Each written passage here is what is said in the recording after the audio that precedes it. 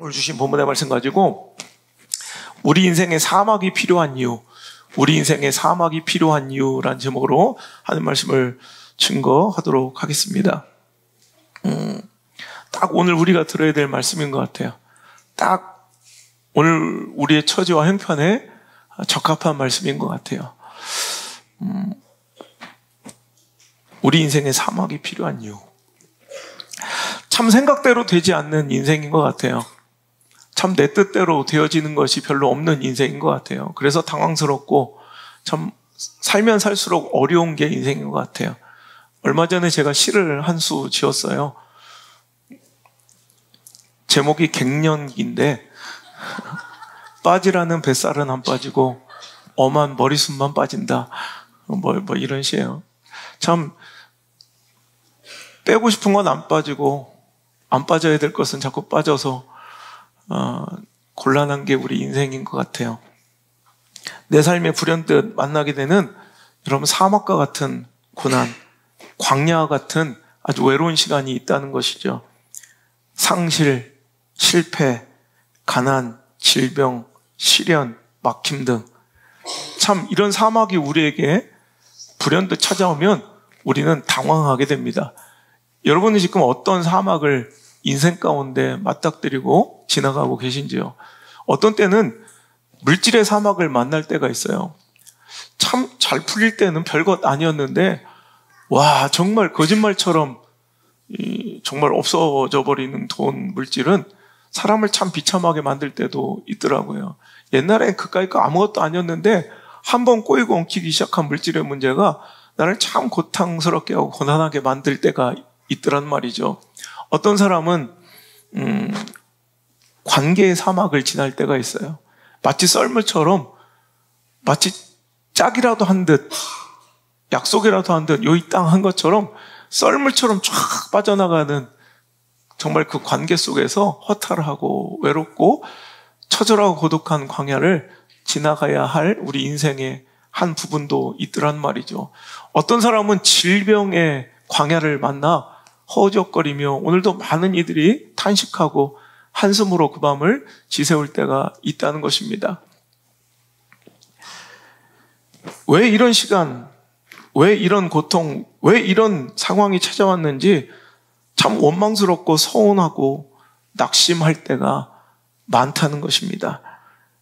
오늘 결론은요, 오늘 감사의 절기를 통해서 사막과 같은 인생을 지나는 우리 삶 가운데 오늘 나에게 이 사막을 허락하신 하나님의 뜻과 이유를 제대로 알고 결국 감사를 회복할 수 있는 하나님께 대한 내 신뢰를 다시 한번 회복할 수 있는 그런 귀한 시간 될 수 있기를 간절히 소망해 봅니다.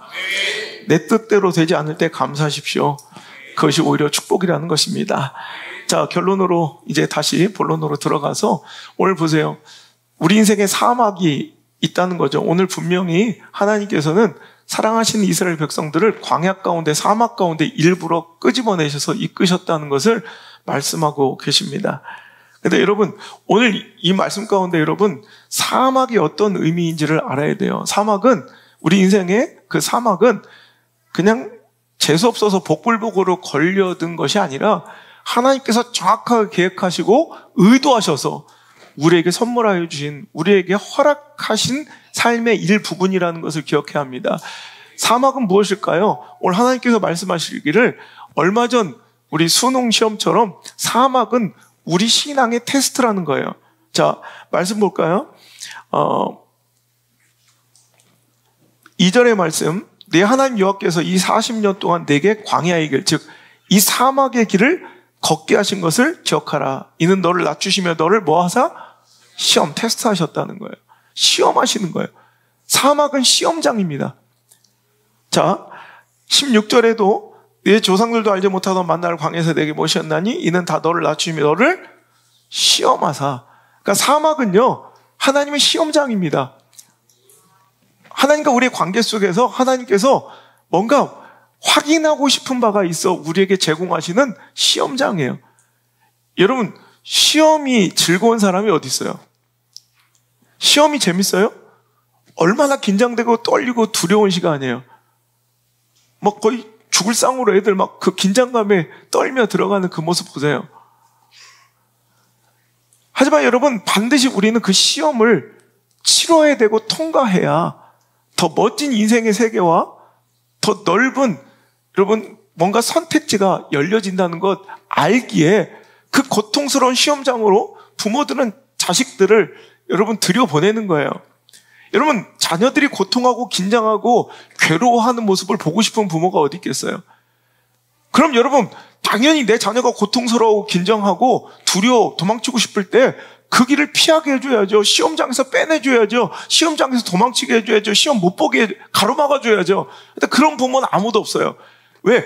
그 시험을 통해서 그 시험을 통과해야 그가 진짜 만나게 될 새로운 축복의 세계가 있음을 부모들은 알고 있기 때문에 그 누구도 괴로워하는 그 자녀의 얼굴과 깊은 한숨을 보면서도 그 시험장을 가로막거나 시험장에서 내 자녀를 빼내는 자가 아무도 없다는 거예요.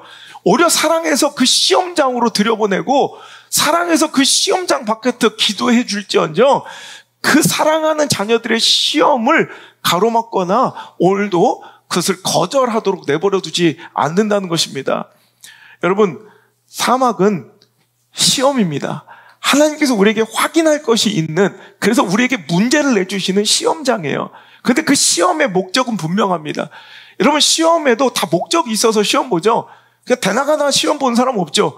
공인중개사 시험은 내가 부동산 중개를 위한 자격증을 취득하기 위한 목적, 그러니까 직업의 폭이 넓어지는 거예요. 오늘 수능 본 이유는 뭐예요? 심심해서? 아니죠. 수능 본 분명한 목적이 있어요. 뭐예요? 대학이라는 준사회 집단, 더 높은 경지의 이 학업의 장으로 들어가기 위한 관문이에요. 분명한 테스트, 시험은 반드시 목적이 있어요.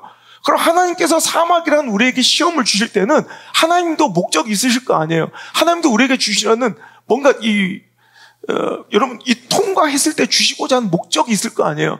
그 시험의 목적이 무엇일까요? 성경은 분명하게 기록하고 있습니다. 16절 한번 읽어볼게요. 자, 시작. 내 조상들도 알지 못하던 만나를 광야에서 내게 먹이셨나니 이는 다 너를 낮추시며 너를 시험하사 마침내 내게 복을 주려 하심이니라. 아멘. 여러분, 시험의 그 테스트의 파이널 마지막 하나님의 목적은 뭐예요? 하나님의 결론은 뭐예요? 그 시험 끝에 마침내는 뭐예요? 복 주시려는 거예요. 그 시험의 그 목적은 복의 세계로 들어가기 위한, 원래 이 광야 사막에 40년을 허락하신 이유는 결국은 사막이 목적지가 아니라 반드시 들어가야 될 가나안이 있다는 거예요. 가나안을 들어가기 위한 이 통과의 관례, 반드시 지나가야 될 관문이 바로 이 광야였다는 거예요. 우리가 주유소를 갑니다. 하지만 주유소가 목적지가 아니죠.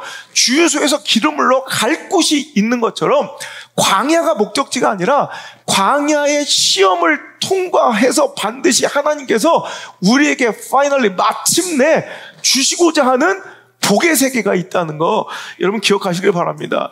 여러분, 우리는요, 오늘 본문의 말씀 신명기 폈지만 우리 실은 그냥 시편 23편 우리가 너무나 좋아하는 말씀 한번 읽으면서 이 말씀을 시작해봤으면 좋겠는데, 여호와 나의 목자시니 내게 부족함이 없으리로다. 그가 나를 푸른 풀밭에 누이시며 쉴만한 물가로 인도하신도다. 너무 좋죠. 내가 사망의 음침한 골짜기로 다닐지라도 해를 두려워하지 않을 것은 주께서 나와 함께 하심이라. 주의 지팡이와 막대기가 나를 안위하실 것이다. 주께서 내 원수의 목전에서 내게 상을 차려주시고 기름을 내 머리에 부으셨으니 내 잔이 차고 넘칩니다. 여러분, 이 말씀이요, 여호와 하나님은 나의 목자세요. 그 실수가 없는 완전하신 분은 다행히도 나의 목자신데 그분이 나를 푸른 초장으로 늘 인도해 주시고 쉴만한 물가로 나를 데려가실 거라는 거예요. 그분은 나를 원수들 앞에서, 그 원수들의 목전에서 상을 베풀어 주시며 역전승을 허락하여 주실 것을 믿는다는 거예요.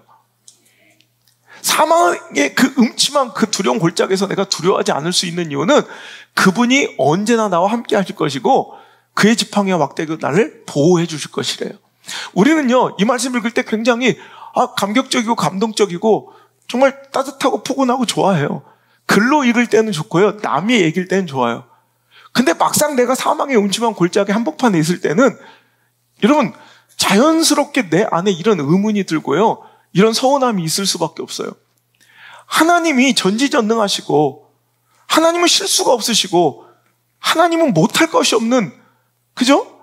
불가능이 없으신 하나님이신데, 그 하나님이 그럼 나를 푸른 초장과 쉴만한 물가로만 인도하시면 되지, 왜 나를 그 힘들게 고통스러운 사망의 음침한 골짜기로 인도하셔서, 물론 거기서 함께 해주시고 거기서 날 지켜주신다는 건 고마운데, 아예 그렇잖아요. 사망의 음침한 골짜기 없이 푸른 초장만, 쉴만한 물가로만 데리고 다니시면 안 되겠는가? 원수의 목전에서 역전승을 펼쳐주실 것이 아니라 그냥 압도적인 승리로 항상 승리만 주시면 안 되겠는가? 꼭 왜 나를 그냥 그렇게 낮추시고 밑바닥까지 끌어내리셔서 역전시켜 주시고, 왜 나를 굳이 사망의 음침한 골짜기 건져서 푸른 초장으로 인도하실까라는, 여러분, 의문점이 들 때가 있더라는 거죠.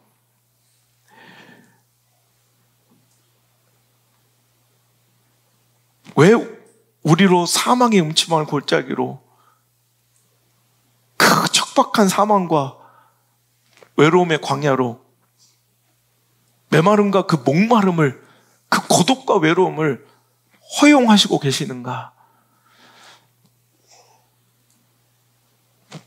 광야와 사막, 사망의 음침한 골짜기에서 나를 건져주시고 도와주시는 건 고마운데, 그냥 하나님, 우리 좋으신 하나님, 나를 그냥 푸른 초장에만, 쉴만한 물가에만 뉘어주시면 안 돼요? 라고 여러분, 한번 어리광 부리고 싶을 때 있지 않아요? 오늘 이 말씀을 통해서 우리 인생에 왜 사망의 음침한 골짜기를 지나가야 되는지, 우리 인생에 왜 사막이 필요한지를 한번 되짚어보는 시간 되었으면 좋겠습니다. 결론부터 다시 말씀드리면, 사망의 음침한 골짜기가 바로 푸른 초장과 쉴만한 물가로 가는 유일한 길이라는 거예요. 그래서 할 수 없이 그 길을 통과해야 된다는 거예요. 인생의 사막이 축복과 은혜의 현장으로 나가는 필수의 과정이며, 불필요해 보이지만 실은 꼭 필요한 시간일 수 있다는 말이에요. 여러분, 우리 인생에 푸른 초장만 있었으면 좋겠죠. 그냥 울창한 숲을만 있으면 좋겠고 쉴만한 물가만 있으면 좋겠죠. 그럼 우리가 진짜 행복할 것 같죠. 우리 인생의 사막은 불필요한 존재처럼 느껴지죠. 그 사막은 오히려 하나님이 나에게 주시는 뭔가 사랑과 반대되는 개념의 징벌 같죠. 여러분, 그런데 그거 아세요? 이 세계에 사막이 없다면, 여러분, 사막화되어가는 이 지구 온난화로 사막화되어가는 우리 이 시대를 되게 막 경고하며 많은 과학자들이 뭐 사막화에 대한 우려를 표하잖아요. 그런데 실은 그러면 사막이 싹 없어지면 어떨까? 이런 생각 한번 해보셨어요? 온 지구가 그냥 푸르기만 해. 유한 캠벌리. 그냥 막 온통 푸르기만 해. 그럼 좋을 것 같죠? 근데 여러분, 절대 그렇지 않아요. 제가 얼마 전에 읽은 책에는요, 제가 재밌는 이야기를 읽었어요. 만약에 전 지구상에 사막이 없어지면 어떤 일이 벌어질까? 전 좋아질 줄 알았어요. 근데 그렇지 않대요. 여러분, 우리는 아마존의 그 울창한 밀림과 수풀을 지구의 허파라고 패라고, 그래서 그들이 공급해준 산소로 우리가 참 살고 있다고 생각을 해요. 근데 사막은 아주 불필요하고 쓸모없는, 우리가 숨이 턱턱 막히는, 나를 숨 못 쉬게 만드는 공간이라고 생각하고 아마존의 울창한 수풀만을 축복이라고 생각하지만, 실은요, 사막이 없으면 아마존도 없대요. 여러분, 사막은 이 원활한 대기 순환을 통해서 우리가 지금 누리고 있는 이 기후를, 지구상의 이 기후를 안정적으로 유지시키는 안전장치가 되고요. 여러분, 얼마 전에 연구 결과 발견된 그 바에 의하면 사막의 그 모래 알갱이 속에 포함되어 있는, 작은 입자 속에 포함되어 있는 사막에는요, 유기질은 없는데 미네랄이 풍부하대요. 사막의 모래에는 유기질 성분은 없지만 미네랄을 엄청나게 많이 함유하고 있는데, 그 미네랄을 함유한 이 모래 입자들이 바람을 타고 이 전 지구상에 날아다니는데, 그 입자들의 분포를 연구해 봤더니 여러분, 한 해 동안 사하라 사막에서 불어가는, 지구상으로 막 번져가는 그 모래 입자의 이 총 중량을 재봤더니 무려 큰 덤프 트럭으로 무려 70만 대 분의 엄청난 모래 입자가 날아가고 있는 거예요. 69만 대, 70만 대 정도의 분량이 날아다니고 있는데, 그 중에 여러분 10만 대 분량의 모래 입자가 글쎄 아마존까지 7,000km 정도를 날아가서 아마존 정글에 뿌려진대요. 그런데 여기에는 이 식물들이 자라나는데 굉장히 필요한 인이라는 이 성분이 굉장히 많이 머금고 있어서 무려 이 아마존 정글에 천연 비료처럼 이 사하라 사막의 그 입자 속에 풍부하게 머금고 있는 이 인 성분과 미네랄 성분의 이 천연의 비료 같은 이 눈에 보이지 않는 모래 입자들이 우리는 알지 못했는데 7,000km를 날아와 아마존을 이렇게 풍요롭게 만들어주고 있었다는 사실이 발견돼요. 그리고 1년 중에 아마존에서 씻겨 내려가서 필요한 인의 양을 계산해 봤더니 딱 덤프트럭 10만 대분이래요. 희한하죠? 10만 대분은 1년 동안 씻겨 나가고 10만 대분의 사하라 사막에 그 인을 포함한 풍부한 미네랄의 천연 비료 같은 이 사막의 모래 입자들이 다시 아마존을 채워주고 있었다는 거예요. 그러니 우리가 생각할 땐 지구의 허파라고 생각했던 아마존의 그 울창함과 그 푸르름은 실은 어디에서 비롯되고 있었다는 거예요? 사하라 사막의 그 황폐함 속에서 오히려 자라나고 자생할 수 있었다는 거예요. 여러분, 거기다가요, 이 미네랄이 풍부한 이 모래 입자 가운데 이 철분 성분은 모든 식물이 자라나는데 가장 필요한 필수의 이런 요소인데, 이 모래 입자들이 바람에 날려 혹은 물에 씻겨 바다로 계속 유입되면서 바다 안에 모든 우리 먹이 피라미드의 가장 근본을 이루는 식물성 플랑크톤의 먹이가 된대요. 그래서 이 사막의 그 모래 입자 가운데 풍부한 이 철분 성분의 이런 입자들이 플랑크톤을 먹여 살리는 가장 근본적인 먹이가 되어서 그 식물성 플랑크톤이 그거를 먹고 자라나서 이 물 표면에서 광합성 작용을 하면서 산소를 공급해 주는데, 그 양이요, 실은 이 모래 때문에 살게 된 식물성 플랑크톤이 방출하는 산소의 양이 무려 전체 산소량의 50%를 차지한대요. 그러니까 우리는, 여러분, 그 황폐한 사막은 아무것도 아니라고 생각했지만 그 사막으로 인하여 우리가 진짜 숨쉬고 있는 거예요. 만약에 이런 과학자들의 상상이, 연구가 있는데 온통 사막에 그냥 나무를 다 심어가지고 사막을 완전히 없애버렸다. 그랬을 때 지구상의 이 대기 중에 산소의 농도는 거의 여러 가지 예측이 있는데 40%까지 높아진다는 연구가 있어요. 그러니까 사막이 없이 그냥 온통 지구를 다 푸르르하게 나무를 심으면, 우린 그걸 행복하게 푸른 초장만 있으니까, 쉴만한 물가만 있으니까 좋은 것 같죠? 대기 중에 산소 농도가 이제 막 산소의 분출을 통해서 40%까지 올라가는데, 여러분, 그러면 우리 인간은 어떻게 될까요? 우리 인간은 기가 막히게 정확하게 대기 중에 산소 농도가 21%일 때 숨쉬게 설계되어 있어요. 여러분, 우리 산소 중에, 이 공기 중에 산소의 밀도 농도가 정확하게 21%인데, 우리는 21%일 때, 산소가 21%일 때 숨쉬게 설계되어 있어요. 그래서 그것이 높아지면, 여러분, 산소가 막 농도가, 공기 중에, 대기 중에 산소가 밀도와 농도가 높아지면 숨 더 잘 쉴 것 같고, 막 더 상쾌할 것 같잖아요. 그런데 그거보다 농도가 높아지면 산소 중독이 돼요. 그래서 눈이 멀어요. 폐가 망가져요. 결국 죽음에 이르러요. 21도보다 몇 도만 높아져도 심각한 산소 중독이 시작되는데, 만약에 사막이 없이 울창한 수풀로만 전지구가 뒤덮이면 이것이 축복이 아니라 재앙이 돼요. 산소 농도가 40%가 돼요. 우리는 산소 중독에 걸려 다 죽게 된다는 거예요. 이 정확하게 사막들이 있음으로 인하여 대기 중에 산소 농도가 정확하게 몇 프로로? 21%로 맞춰지고 있다는 거예요. 여러분, 사막은 쓸모없다고 생각했는데 사막 안에 보이지 않는 박테리아들이 있는 것이 발견됐는데, 이 사막의 박테리아들이 여러분 이산화탄소를 오히려 머금어서 저장하는 저장 탱크 역할을 감당하는데, 그 양이 무려 대기 중 전체 모든 대기의 5분의 1을 차지한다는 연구 결과가 나왔어요.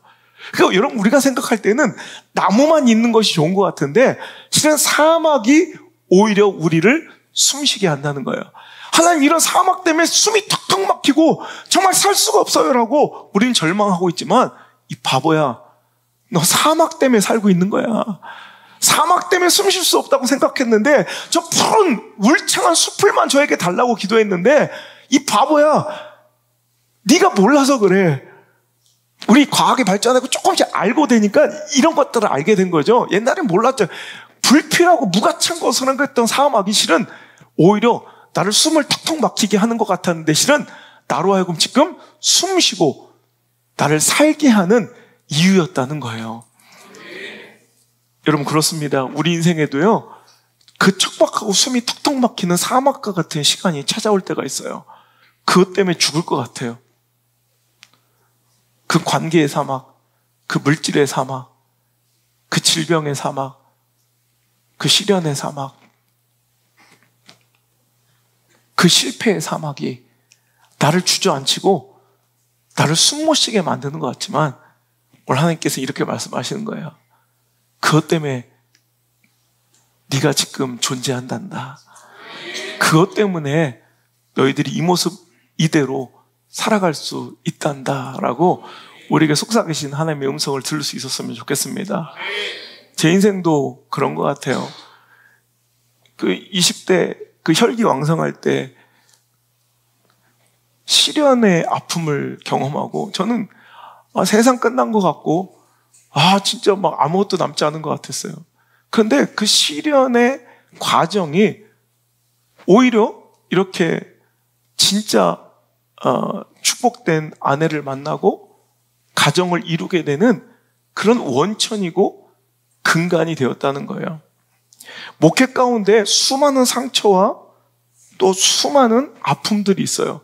그런 시간을 좀 없애주시면 좋을 것 같고, 그게 전능하신 하나님인 것 같은데, 실은 그 목회의 상처와 아픔과 그 시련들로 통해서 여러분, 저는 성숙해가고 있고 성장해 가고 있고 선명하고 분명하게 하나님 붙드는 그런 교회와 목회자로 빚어져 가고 있는 걸 몸부림치면서 그렇게 앞으로 전진해 가고 있다는 걸 여러분, 한 해 한 해 지날수록 여러분 인정할 수밖에 없는 것이 인생이고 목회더라는 거예요. 여러분, 여러분의 사막도 그렇습니다. 우리가 몰랐지만 사막이 글쎄 열대우림 아마존의 양분이었다는 거. 사막이 실은 아마존의 울창함을 만드는 비료였다는 것. 그것처럼 사막은 우리 인생의 화려한 축복의 양분이 될 줄 믿으시길 바랍니다. 여러분, 제가 좋아하는 팝송 중에요, 어렸을 때 들었을 때는 그리 좋지 않았는데 나이가 먹어가면서 50쯤에 들으니까 참 명곡으로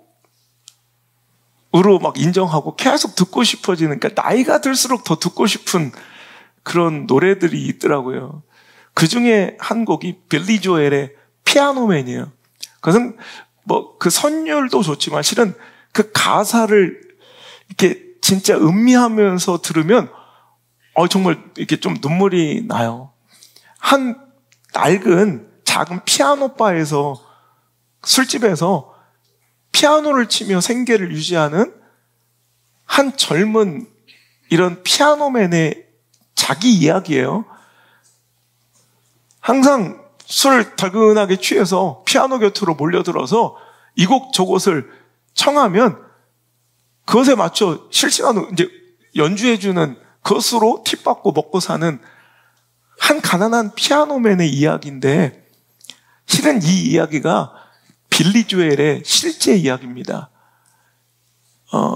빌리 조엘은요, 어릴 때부터 피아노를 좋아하고 또 음악적 재능이 있어서 그는 그냥 계속 어릴 때부터 음악가를 꿈꿨어요. 그래서 2번이나 밴드에 가입되어서 멤버로 활동했지만 처참하게 망하게 됩니다. 근데 그의 음악성은 주변에서 다 칭송하고 다 인정을 해요.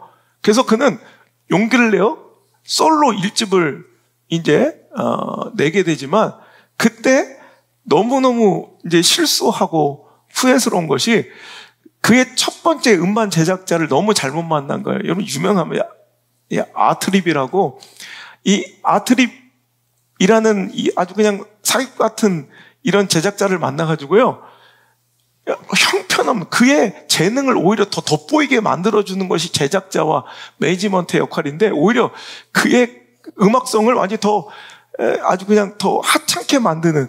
그래서 빌리 조엘의 이 첫 번째 1집 앨범을 보면요, 그래서 실수로 믹싱을 잘못해가지고 음반이 나올 때 원래 배속보다 빨리 감겨 녹음이 됐어요. 저도 이렇게 가보실 때 설교 이렇게 조금만 빨리, 왜 우리 성경 통독 시간에 여러분 제가 제 목소리 이렇게 들으면 되게 막 웃기거든요. 조금만 배속을 빨리 1점 몇 배만 해도 약간 하이톤이 되고 목소리가 가늘어지잖아요. 근데 진짜 아니 빌리 조엘이 첫 번째 자기 앨범을 딱 듣다가 레코드판을 바깥에 던졌다고 할 정도로 여러분 빠른 배속으로 녹음이 된 걸 몰랐던 거예요. 다시 발매하고 싶으면 돈이 없어서 그냥 할 수 없이 그런 허접한 음반으로 1집을 내었고요. 그것은 처참하게 실패를 맛보게 돼요. 거듭되는 실패 때문에 빌리 조엘은 낙심하게 되고 신경쇠약에 걸리고 우울증까지 걸려서 정신병원 신세까지 지게 되고요. 족쇄처럼 묶여있는 그 계약 때문에 이 아트립을 떠날 수 없었던 빌리 조엘은 이제 결단을 합니다. 그래서 이 뉴욕 쪽에서, 동부 쪽에서 태어나서 활동했던 이 빌리 조엘은 자기 신분을 숨기고요, 완전히 반대, 이 서부의 LA로 숨어 들어가서 신분 세탁을 하면 이름도 다 바꾸고, 그래서 빌리 조엘의 자기 이름을 숨기고 이제 빌 마틴이라는 가명으로, 여러분 LA 한인타운에 있어요. LA 한인타운에 조그만 술집이 있어요. 피아노바, 이그젝티브 바인가? 하여튼 그런 게 있어요. 그래서 한인타운의 그 조그만 이 술집에 취직해서 거기서 피아노를 치면서 빌 마틴이라는 가명으로 이제 일하게 됐는데, 그때 만났던 손님들 이야기예요. 그 이야기를 담아서 그가 피아노맨이라는 이 전설과 같은 곡을 쓰게 된 거예요. 한 노인은 어릴 때 내가 하도 나이가 먹으니까 그 어렸을 때 젊은 시절을 회상하고 추억하는데, 그때는 입에 달달달 외워서 불렀던 노래인데 그 노랫말이 잘 기억이 안 나는 거예요. 그러니까 20대 이 빌리 조엘과 나이 먹은 이 노인은 세대 차이가 나서 그때 당시 노래를 잘 모르니까 혹시 이런 노래 아나? 라라라라 뭐 이런 식으로 뭐 이런 의미였는데, 그러면 그걸 듣고 그냥 이렇게 쳐주는 그런 그 할아버지와의 이야기. 또 항상 LA니까 스타를 꿈꾸는 한 청년. 근데 자기 스타성이 발휘되지 못하고 여기서 계속 영원히 죽어가고 있다고 생각하는 이 한 청년의 푸념. 또 자기는 소설가가 돼야 돼라고 막 맨날 와서 한탄하는 부동산 중개인. 그런데 맨날 술만 처먹고 쭉 뻗어서 가는, 글을 안 쓰고, 그 사람 이야기. 또 해군의 말뚝박아 평생을 해군 군복무 하게 될 데이브라는 이런 사람의 이야기. 거기서 나오는 웨이트리스가 그때 만난 이제 자기 여자친구 이야기입니다. 그런 이 명곡이 그때는 정말 처참한 모두 실패 연속 속에 우울증과 신경쇠약에 걸려 정신병원 신세까지 지고 악덕한 제작자를 만나서 정말 도망칠 수밖에 없는 그 현실 속에서 노예계약이 되어가지고, 그는 그냥 그 아트립을 떠나서 그냥 가명을 쓰며 조그만 술집에 신분 세탁을 하고 숨어 지내며 겨우 생계를 위해서 피아노를 쳐야 됐던 그 처참한 한 천재, 정말 그 절망적인 상황의 이야기를, 자기 주변의 이야기를 그냥 글로 쓴 거예요. 곡을 청하며 술에 잔뜩 취해 있던. 그래서 이 나이가 들어가면서, 그러니까 항상 변화를 꿈꾸지만 그 삶 속에 어쩔 수 없는 삶의 현실 속에서 살아가는 그 중년들 이상의 이야기들을 그 젊은이가 쓴 거예요. 그러니까 나이가 먹어갈수록 너무 좋은. 그래서 그때 당시에는 이게 그렇게 크게 히트되지 못했지만 스테디셀러로 그 이후 계속 연작들이 터지죠. 뭐 스트레인저, 그 Just the way you are, 우리 다 아는 노래들이죠. Just the way you are, 그리고 Honest, 그죠? Honesty. 그 다음에 Uptown Girl, 막 연속해서 터지면서 지금 1억 만 장 이상을 판매하는, 여러분 세계적인 팝스타로 여러분 우뚝 서게 되는 그 역전의 순간이 바로 이 피아노맨이에요. 실은 이 피아노맨은 현실적으로는 사막과 같은 인생의 가장 처절하고 비참하고 외롭고 정말 가난하고 눈물겨웠던 인생의 사막의 한복판에서 만들어진 노래가 바로 그 인생을 다시 풍요롭게 만드는 양분이 되었다는 것입니다. 사랑하는 성도 여러분, 여러분의 사막이 그렇게 여러분의 인생을 값지고 가치 있게 존귀하게 만드는 양분으로 사용될 수 있기를 주의 이름으로 축복합니다. 자, 다시 한번, 사막은 시험입니다. 근데 그 시험의 목적은 뭐라고요? 마침내 복을 주시기 위한, 시험의 목적은 복을 주시기 위한 관문이었다. 그럼 두 번째 중요한 것은, 그럼 그 시험을 통과해야 될 거 아닙니까? 그럼 여러분, 시험의 기출 문제는 무엇인가? 광야 시험의 기출 문제, 어떤 시험 문제가 나오는지 여러분 이거 알아야 될 거 아니에요. 여러분, 우리 안드레 지금 교수님 중에 루이스 살리나스라는 교수님이 있어요. 여러분, 아이비리그의 브라운 대학 출신이고요, 라이스 대학의 박사로서 거기서 교수하시는 분인데, 이상하게도 지금 우리 안드레 학교에 와서 강의를 했죠. 사회학과 교수인데, 그분이 항상 하는 말이 첫 마디가, 야, 너희들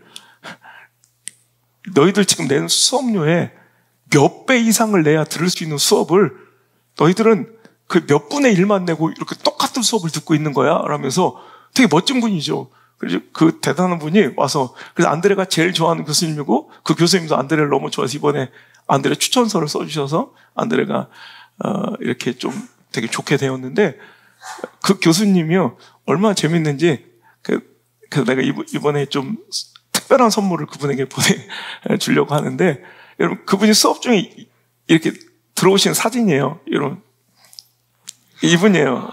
루이스 살리나스. 뭘 보고 치식거리는 거야. 여러분, 저분 티셔츠를 한번 보세요. 오늘 내가 한 말은 시험에 다 나와. 이런 티셔츠를 입고 와서 강의를 하고, 그 다음에 진짜 시험이 다 나온 거예요. 이걸 볼 줄 알아야 돼요. 그러니까 내일 문제를 알려주는 거야. 그래서 거기다가 티셔츠에다가 내가 지금 하는 말은 시험에 다 나올 거야, 이렇게 쓰고 입으면서 얘기를 하는 거예요. 그날 강의한 내용이 다음날 시험에 100% 다 나왔어요. 그래서 안드레 A 맞았어요. 여러분, 이거예요. 그래서 내가 이번에 저런 티셔츠를 되게 좋아하는데, 그래서 내가 한국말로 우리 학교에서 가장 잘생긴 교수 막 이렇게 해가지고 이렇게 몇 개를 만들어서 보내줬는데, 그럼 이게 무슨 말이냐, 사람들이 한글로 썼으니까 궁금해할 거 아니야. 그럼 이제 설명해주면서 유쾌해지라고 제가 이번에 티셔츠를 맞추는데, 여러분, 오늘도요, 하나님은요, 저 교수님처럼, 루이스 교수님처럼 다 알려주세요. 무슨 시험 나올지. 야, 광야는 시험이다, 테스트다. 근데 테스트의 목적은 너한테 복 주려고 그래. 복의 세계, 가나안으로 들어가야 돼. 그런데 그 테스트에 어떤 문제가 나올지 알려줄게. 오늘 이 말씀 꼭 기억하시고요. 이 문제 나오는 거예요. 그러니까 꼭 기억하시길 바랍니다. 첫 번째 문제, 광야의 기출 문제 첫 번째는 순종입니다. 자, 오늘 말씀을 보세요. 자, 2절 한번 읽어보겠습니다. 시작. 내 하나님 여호와께서 이 40년 동안에 내게 광야의 길을 걷게 하신 것을 기억하라. 이는 너를 낮추시며 너를 시험하사 내 마음이 어떤지 그 명령을 지키는지 지키지 아니하는지 알려 하심이라.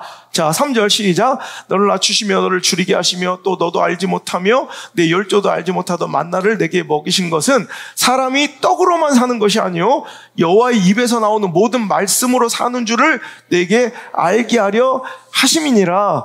아멘. 자, 오늘 분명히 사막은 시험인데 이 과정을 통해서 복을 주셔야 하심인데 이 사막 시험 가운데 나오는 기출문제, 이 문제 내시겠다고 선언하신 거예요. 바로 이것 알려고, 이것 확인하려고 사막을 주셨다는 거예요. 내가 이런 사막 가운데서도 하나님의 말씀을 지키는지 안 지키는지 알고 싶으시고요.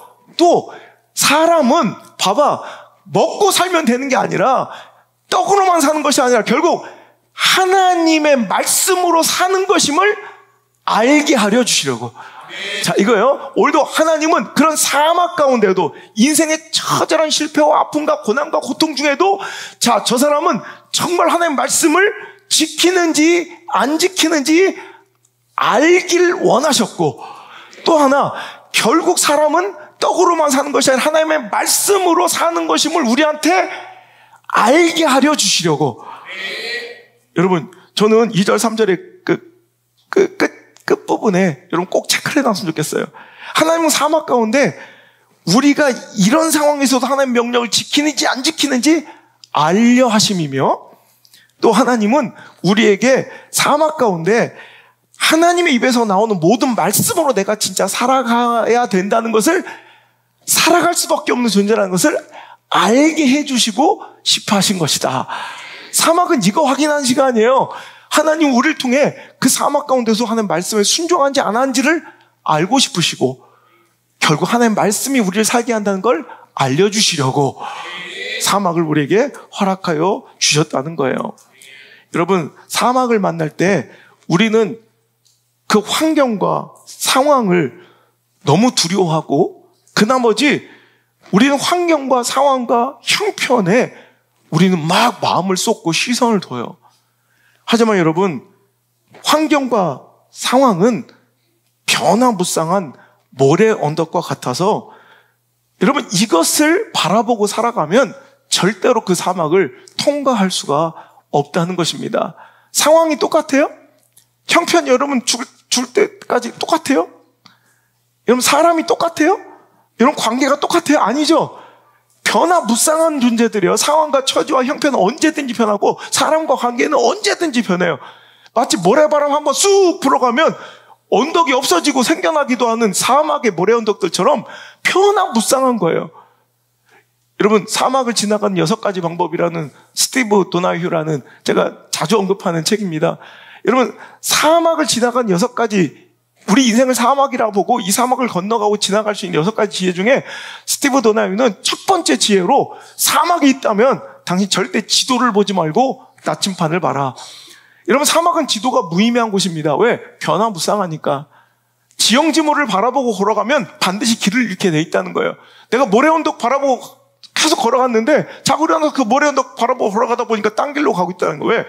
그 모래 언덕은 옮겨지고 없어지고 소멸되고 생성되고 또 세워지기 마련이니까 그 변화무쌍한 모래 언덕 바라보고 살아가면 인생 반드시 후회하고 실패하게 된다는 말이죠.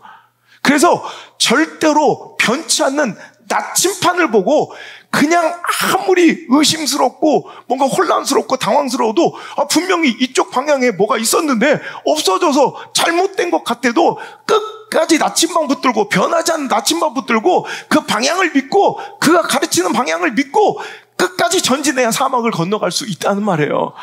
여러분, 우리 인생이 그렇습니다.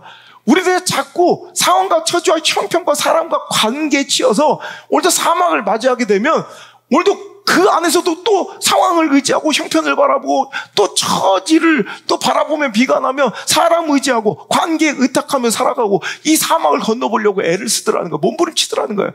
이건 정말 허망하고 정말 안타까운 실패를 예견하는 일이라는 것입니다. 여러분, 사막을 만났습니까?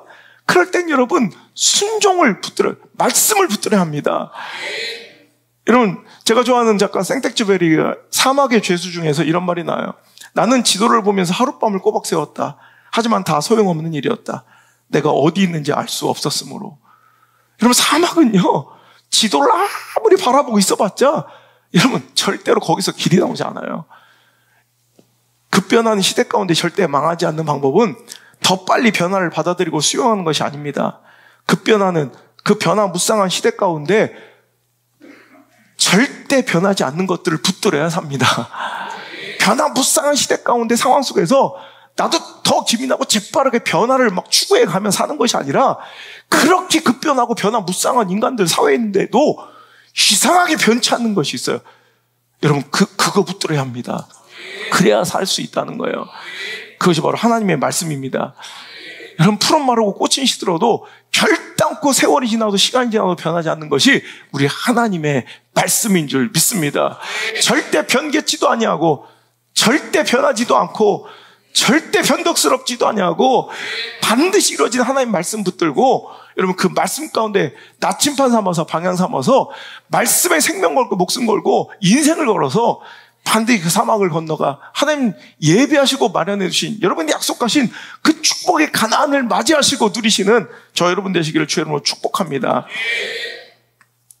어렵고 힘들 때 고난과 환난 중에 말씀을 더욱 등지고 불순종하며 오히려 대적하는 인생들이 있어요.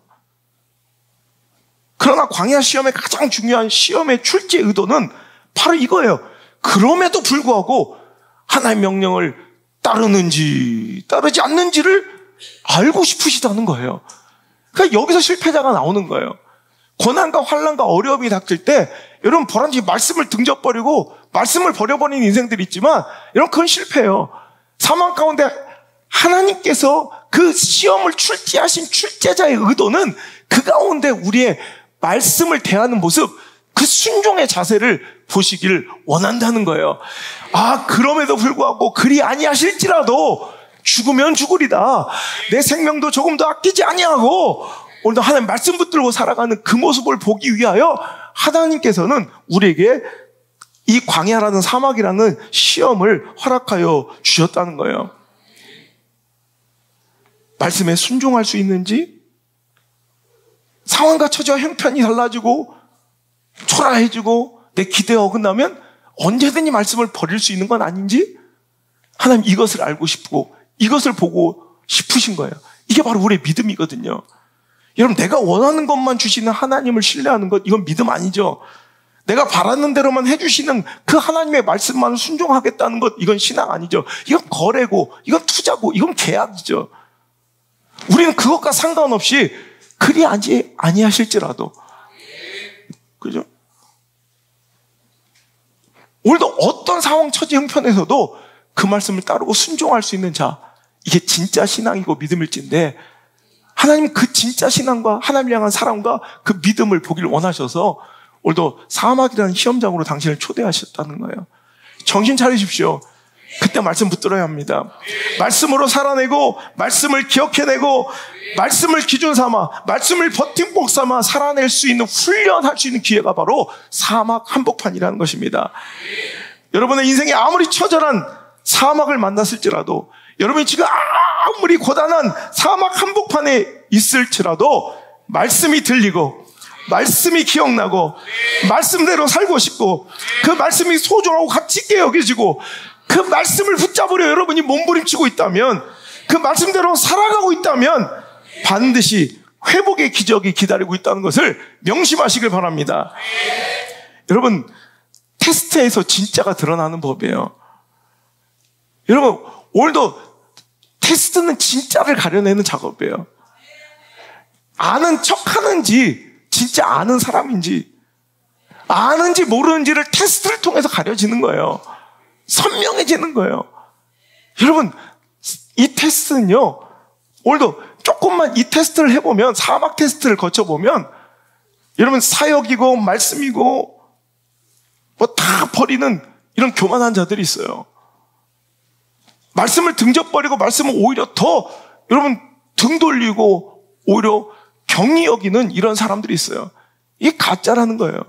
이게 잘못된 믿음, 잘못된 신앙 했다는. 내가 원하고 바라고 추구하는 것을 막 내 목적과 내 탐욕과 내가 비전이라고 포장한 그 정욕들을 다 이루어주고 채워주시고 막 공급해주시고 지지해주시고 응원해주시는 하나님을 신뢰하는, 이건 잘못된 거예요. 조금만 테스트, 사막 가운데 이끌어버리면 딱 드러나요. 대본 말씀 버리고 예배 버리고 사역 버리고 이런 가장 존귀한 것이 무엇인지를 발견하게 된다는 거예요.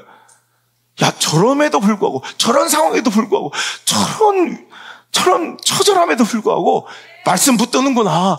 그 말씀 붙드는 인생 되시길 바랍니다. 말씀이 들리면 축복입니다. 말씀이 믿어지는 것이 은혜입니다. 그 말씀대로 살아내는 것이 기적입니다. 오늘도 여러분 그 처절한 사막의 한복판에서 말씀이 들리고 말씀이 여러분 나를 향하고 있으면 여러분 믿어지고, 그 말씀을 따라 나도 막 몸부림치며 말씀 가까이로 나가고 있고 말씀을 소중하게 여기고 가치 있게 여기며 여러분 오늘도 말씀을 향해 달려오는 내 모습을 본다면 여러분 기대하셔도 좋습니다. 회복의 기적이 여러분의 삶의 결론일 줄 믿습니다.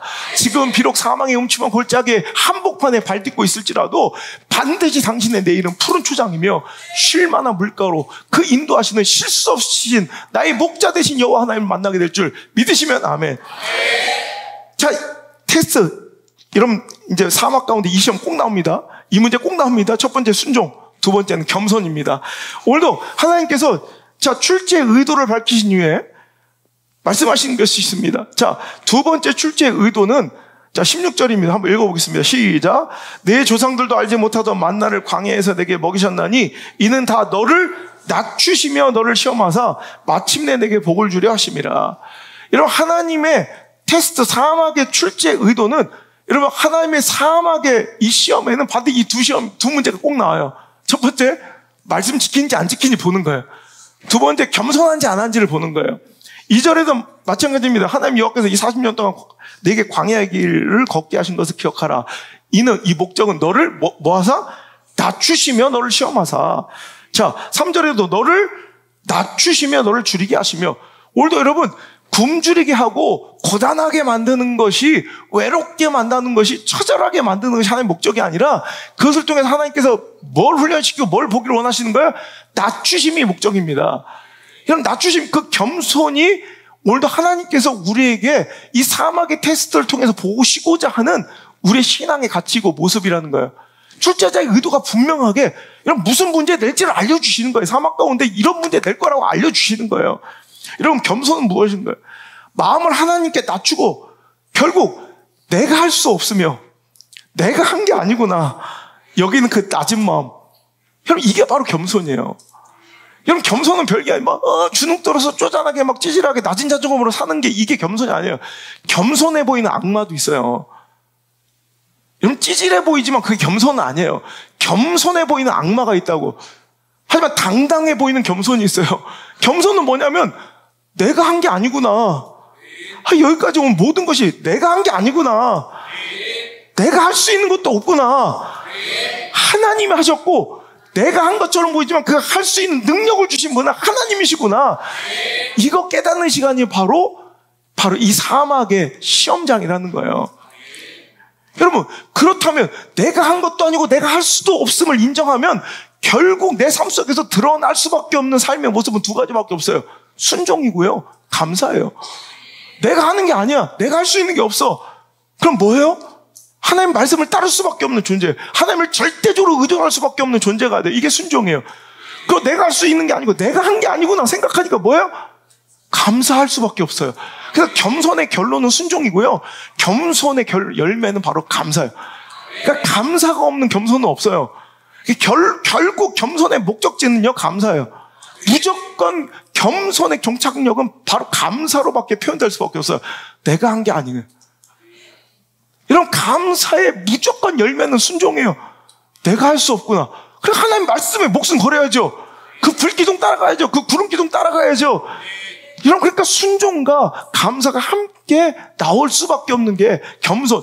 이게 그래서 신앙의 가치 가운데 가장 중요한 게 겸손인 것이, 겸손이 신앙의 본질이라고 얘기해도 좋을 정도로 여러분 교만하면 다 죽는 거예요. 교만한 건 뭐예요? 내가 할 수 있다고 여기는 거예요. 그럴 때 박살나는 거예요.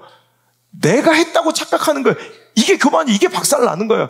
하나님께서 용서하셔. 다른 거 용서하셔도 용서할 수 없는 거, 반드시 필망, 반드시 망하게 되는 그 지름길, 선봉, 교만. 그게 왜 나쁜 거냐? 뭐 잘난 척하고 당당하고 뭐 이렇게 자존감 높고 이런 문제가 아니라 하나님을 대적하게 된다니까. 하나님을 부인하게 된다니까. 교만은 반드시 이런 결론으로 치닫게 돼요. 왜? 교만은 내가 했다고 착각하니까 감사할 수 없고요. 하나님의 존재를 부정해요. 또 내가 할 수 있다고 생각하니까 불순종해요. 하나님 말씀 필요 없어. 내가 하니까, 내가 더 안전하고 내가 강력하다고, 내가 주권자로 여기는 이 참혹한 교만의 모습이 하나님을 배반하게 만들고 하나님께 불순종하게 만들고 하나님을 여러분 어느 순간에 무의식적으로 그분의 존재를 자꾸 부정하게 만드는 게 교만이에요. 교만은 큰 죄예요. 그래서 오늘 사막을 통해서 하나님께서 우리에게 가르쳐 주시고 또 보여주고 싶은 여러분 그 신앙의 가치는 겸손. 우리에게 반드시 보고 싶고 알려주고 싶은 것이 바로 순종. 모든 것이 내가 한 것이 아니구나. 하나님의 은혜임으로 감사할 수밖에 없구나. 오늘 주신 은혜를 당연하게 여기지 않냐고 감사를 느끼고 누리고 표현하고 드려야 나중에 주신 더 큰 축복과 약속에 이행해도 감사하는 사람이 될 수 있다는 걸 아시기에 하나님은 큰 축복과 부흥을 앞두고 다시 한번 사막으로 끌어내셔서 여러분에게 겸손을 훈련시켜서 그 다음 축복을 미리 준비하고 계시다는 거예요. 자, 하나님의 가장 간절한 우리를 향한 애원과 하나님의 가장 이 두려운 게 무엇인지 기록되어 있는데요. 자, 하나님 이거예요. 자, 7절부터 한번 읽어볼게요. 7절부터 10절까지 시작.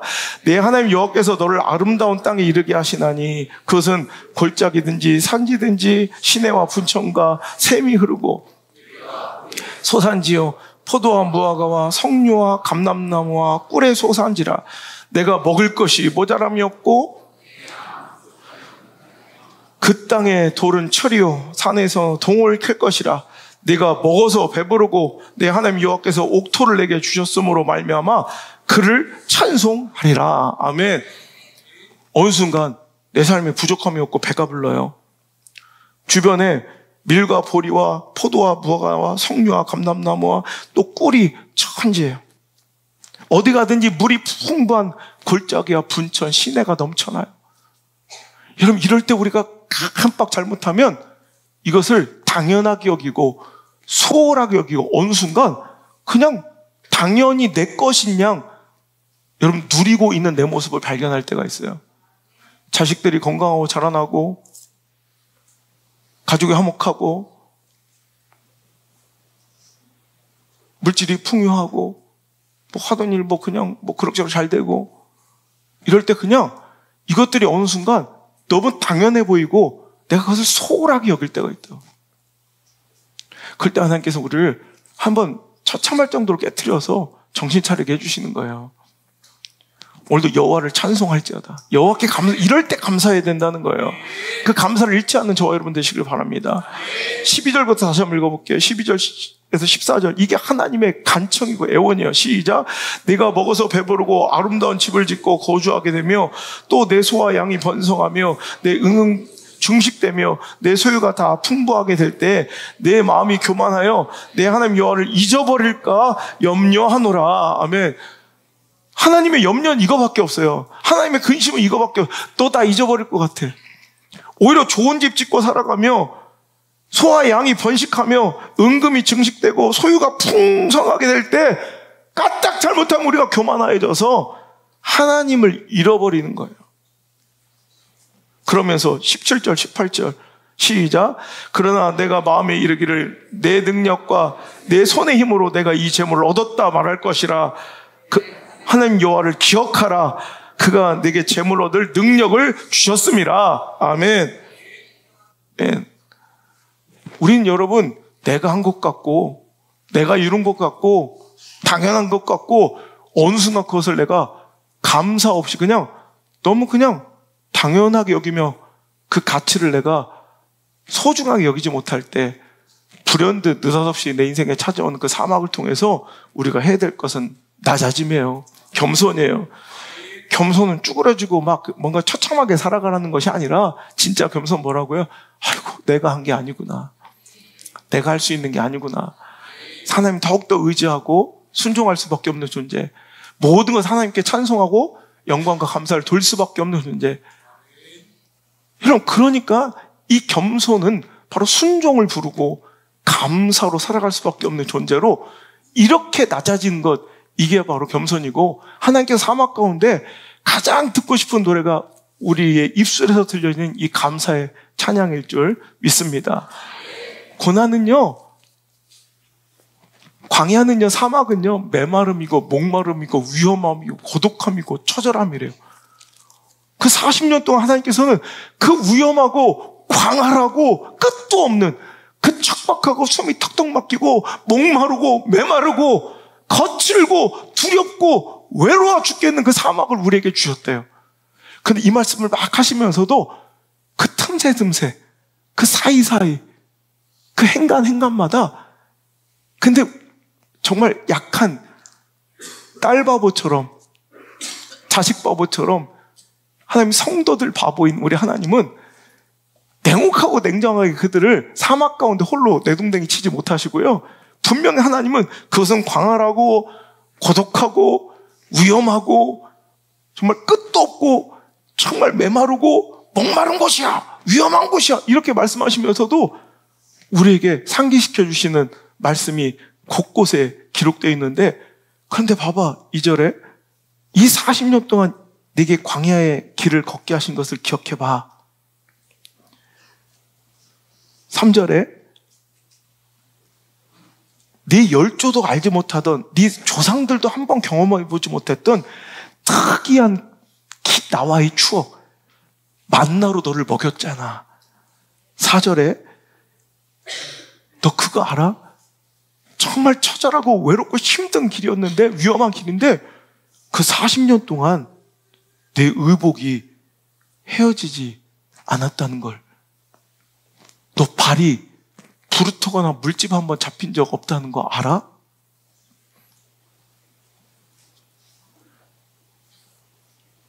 (15절에) 그 광대하고 위험한 광야 알아. 그런데 그 불뱀과 정갈이 가득한 곳이야. 사막은 물이 없는 건조한 땅이야. 근데 너 그거 기억해? 너를 위하여 그 단단한 반석에서 물을 터뜨려냈던 거? 16절 만나를 광야에서 너에게 먹였던 거 기억하니? 여러분, 하나님의 이 세밀한 음성과 사랑이 느껴지십니까? 그 고난과 끝도 없는 광활함과 메마름과 목마름과 위험천만함을 이야기하시지만 그 안에서 절대 내 곁을 떠나지지 못하시고 세심하게 도우시고 함께 하시며 공급하셨던 하나님의 은혜와 사랑도 면밀하고 세밀하게 기록해 두셨다는 거예요. 이것이 우리를 향한 하나님의 뜻입니다. 우리 들으라고 하시는 말씀입니다. 아니 여러분, 아니, 당신 그래 바로 그래 당신 바로 당신 들으라고 하는 얘기예요. 그거 알아? 그 위험하고 외롭고 힘들고 어려웠던 거 아는데 내가 한 번도 너 떠난 적 없잖아. 네 의복 헤어지지 않았던 거, 발이 부르트지 않았던 거, 불뱀과 정갈이 그렇게 많은데 한 명도 물리지 않았던 거, 그 목말라 죽겠고 숨이 턱턱 막혔는데 결국은 물이 터지고 그 쓴물을 바꿔서 단물로 너에게 먹이셨고 메추라가 만나가 쏟아져 내 배를 결국 채우셨던 그게 바로 나야. 여러분, 이거 나 들으라고 한 얘기예요. 나 들으라고 한 얘기예요. 여러분 들으시라고 한 얘기예요. 바로 당신 들어야 된다는 얘기예요. 그게 바로 당신을 향한 하나님의 진짜 마음, 진짜 속내예요. 숨길 수 없는, 감출 수 없는 당신 바보. 여러분 절대 포기할 수 없는 하나님의 당신을 향한 뜻이라는 거예요. 너 지금 비록 광야 가운데 있지만 내가 지금까지 그래왔다. 절대 너 홀로 두지 않을 거야. 내가 너 절대 버려주지 않아. 여러분, 이 음성이 들리십니까? 이 하나님의 음성이 들리십니까? 이 음성 들으셔야 합니다. 이 말씀이 들리는 순간, 이 말씀이 오늘 들리는 순간 우리의 광야의 두려움과 고독과 절망은 끝이 날 줄 믿습니다. 자, 결론입니다. 왜 사망의 음침한 골짜기? 그 위험천만한 사막과 목마름과 메마름과 고독함의 사막으로 나를 끌고 가시냐고요? 왜 푸른 초장만 주시고 쉴만한 물감만 주시지 왜 나를 그 사막의 음침한 골짜기까지 끌고 가셨냐고요? 결론은요, 결국 하나님 보라는 얘기예요. 네 목자에게만 집중하라는 거예요. 그 푸른 초장 널려있는 풀밭 가운데 우리가 가만히 있어요? 그냥 먹을 것 찾고 물 먹고 막 지들끼리 까불고 장난치라고 정신없던 우리, 정말 어리석은 양 같은 우리들의 모습 알잖아요. 근데 여러분, 사막의 음침한 골짜기는 내 모든 신경, 세포를 다 그분께만 집중해야 살아남을 수 있는 곳이에요. 나만 보라는 거예요. 하나님 바라보라는 거예요. 하나님께만 집중하라는 얘기예요. 그게 결론입니다. 여러분, 우리 인생에 왜 사막이 필요한지 아시겠죠? 그 사막은 축복의 양분이 될 것이며 하나님께 집중하는 시간으로서 우리의 신앙과 영혼을 다시 회복시킬 것입니다. 우리의 관심사는 푸른 초장이냐 사막이냐, 쉴만한 물가냐 사막의 음침한 골짜기, 이건 우리 관심사지. 하나님은 우리의 관계, 하나님과 나와의 관계가 하나님의 관심사예요. 그러니까 오늘 사막은요, 하나님 관계를 회복시키는, 나와 하나님 사이에 막혔던 그 담이 허물어진 시간이 바로 사막이라는 거 기억하시고, 오늘 그 사막에서 하나님을 만나시는 귀한 시간 될 수 있기를 주의 이름으로 축복합니다. 찬양합시다.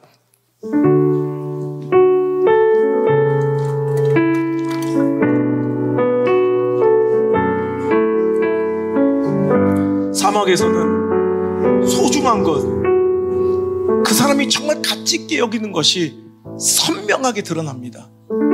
사막에서 별이 너무 또렷하게 보이는 것처럼 인생의 사막에 들어가 보면 그 사람이 진짜 소중하게 여기는 것, 그 사람이 진짜 가치 있게 여기는 것이 밤하늘의 별처럼 선명하게 드러납니다.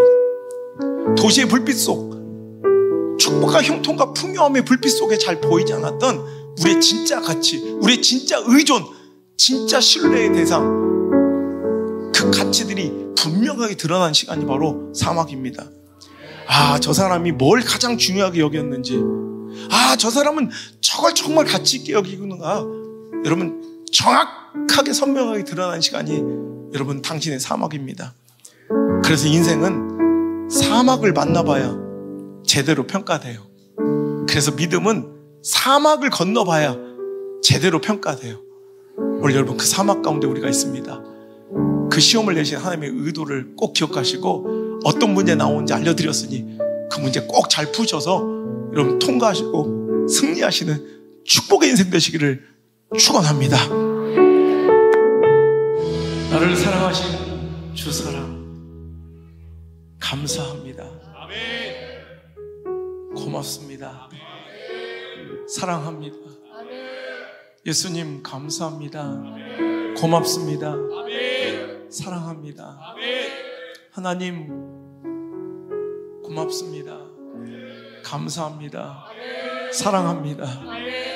이제는 그 귀하신 소망의 이름 예수님의 은혜와 나를 반드시 마침내 결국은 복 주시기를 원하시는 하나님의 사랑과 홀로 두지 아니하시고 공급하시고 싸매시고 위로하시고 지도하시며 가르치시며 인도하시는 성령님의 그 따뜻한 손길과 사랑이